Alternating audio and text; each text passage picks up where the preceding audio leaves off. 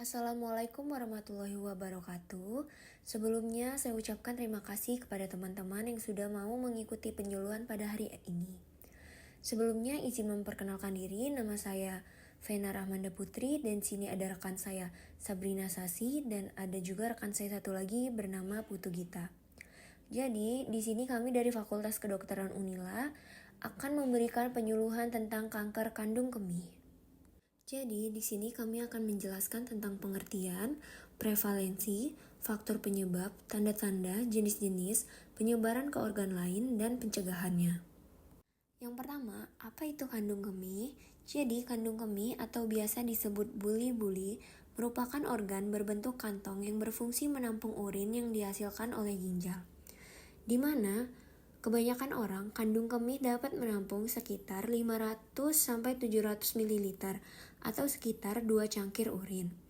Pada saat kita memerlukan menggunakan kamar kecil, otot-otot di kandung kemih berkontraksi atau mengencang, dan juga otot di sfinkter di uretra rileks, kemudian urin dapat mengalir keluar dari tubuh kita. Kemudian bisa di next slide-nya. Apa itu kanker kandung kemih? Kanker kandung kemih adalah kondisi di mana sel urotelial yang berada pada lapisan dalam kandung kemih tumbuh dan bermutasi tidak terkontrol.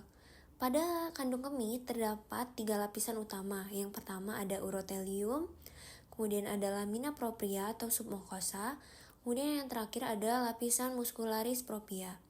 Pada kanker kandung kemih terjadinya gangguan di mana pada lapisan urotelium yang seharusnya berfungsi dalam mencegah air seni bocor ke dalam tubuh. Kemudian bisa dilanjutkan oleh rekan saya. Baik, jadi di sini saya jelasin dari prevalensi kanker kandung kemih. Jadi sekitar 573.000 kasus kanker kandung kemih itu sekitaran tahun 2020. Kasus ini tuh dia nyumbang kira-kira 3%. 3% dari seluruh kanker yang ada di dunia. Nah, untuk resiko terkena kanker itu sendiri dari kanker kandung kemih ini, untuk yang pria itu misalkan dari 28 pria itu satu yang kena. Tapi untuk wanita itu dari 91 wanita kira-kira satu yang kena dari kanker kandung kemih ini, yaitu. Terus kanker kandung kemih ini merupakan kanker terganas nomor 2 gitu. Jadi yang paling sering menyebabkan suatu masalah gitu. Dari kalau yang pertama itu kalau nggak salah dari kanker prostat. Jadi yang pertama kanker prostat, terus yang kedua baru si kanker kandung kemih ini.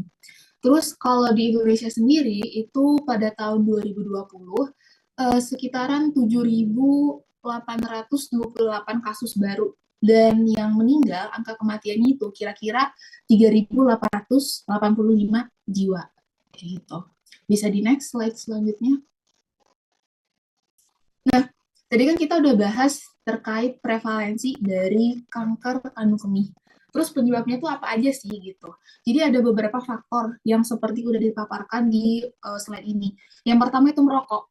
Jadi kalau orang yang biasanya merokok itu kan dibilang suruh berhenti. Sebenarnya susah kalau untuk berhenti secara tiba-tiba. Tapi di sini saya akan jelasin kenapa merokok itu bisa jadi faktor dari kanker kandung kemih. Karena di dalam merokok itu kan ada banyak bahan kimia kan yang mana nanti bahan kimianya tuh bisa numpuk di urin. Jadi nanti di urin kita tuh kan ada namanya lapisan kandung kemih. Jadi nanti lapisan kandung kemih itu bisa mengalami kerusakan. Jadi karena kerusakan itu bisa ningkatin terjadinya resiko kanker kayak gitu. Terus yang kedua, ini ada paparan bahan kimia lainnya. Jadi mungkin bahan kimianya ini kayaknya terdengar asing gitu. Kayak misalkan ada arsen sama ada obat terapi kanker. Nah, bahan-bahan kimia ini kalau misalkan terpapar alias masuk ke dalam tubuh kita, nanti tuh otomatis kan akan dikeluarin sama ginjal kan. Kalau udah melewatin ginjal, berarti dia akan melewati kandung kemih juga. Jadi dampaknya tuh bagi organ ini nggak baik kayak gitu. Karena kan dia bekerja untuk mengeluarin dari dalam tubuh kita. Terus yang ketiga itu dari usia. Jadi kalau misalkan semakin kita hidup, semakin nambah kan usianya, nggak mungkin makin menyusut gitu. Jadi penyebab kanker ini juga tuh bisa meningkat karena terjadinya penambahan usia gitu. Jadi rata-rata biasanya yang terdiagnosis dari kanker kandung kemih ini kalau usianya di atas 55 tahun gitu. Terus kita lihat lagi di sini ada dari riwayat keluarga. Nah, riwayat keluarga ini juga bisa ningkatin resiko seseorang kena kanker kandung kemih gitu. Dan faktor yang terakhir itu ada infeksi kandung kemih kronis. Jadi kalau misalkan peradangan atau infeksi ini kejadiannya tuh berulang-ulang gitu, nggak cuma sekali, kayak berulang gitu. Jadi bisa ningkatin resiko orang itu tuh bisa kena kanker kandung kemih gitu. Bisa di next. Nah, selanjutnya itu dari gejalanya gitu. Kira-kira apa aja sih gejala yang biasanya dialami sama pasien yang terkena kanker kandung kemih ini? Yang pertama, kalau pada malam hari, biasanya pasien mengeluhkan sering buang air kecil gitu, kayak bolak-balik ke toilet, bahkan ada beberapa kasus pasien itu sampai basah gitu dalamannya. Karena ya tadi sering bolak-balik ke kamar mandi untuk buang air kecil.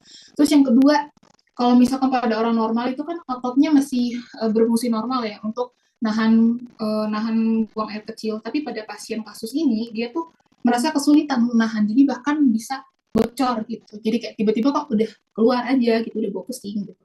Terus yang ketiga, pas pasien itu buang air kecil, dia tuh merasakan kayak adanya rasa nyeri, kayak kebakar gitu, kayak kena api. Terus selanjutnya itu pada saat kencing juga pasien mengeluhkan biasanya tuh ada keluar urin, ada keluar pada saat buang air kecil tuh keluar darah, jadi kayak warna merah-merah gitu. Terus yang terakhir, pasien itu biasanya mengeluhkan sering ingin buang air kecil secara terus-menerus, tapi walaupun dia ingin buang air kecil secara terus-menerus, urinnya tuh susah banget untuk keluar, kayak gitu.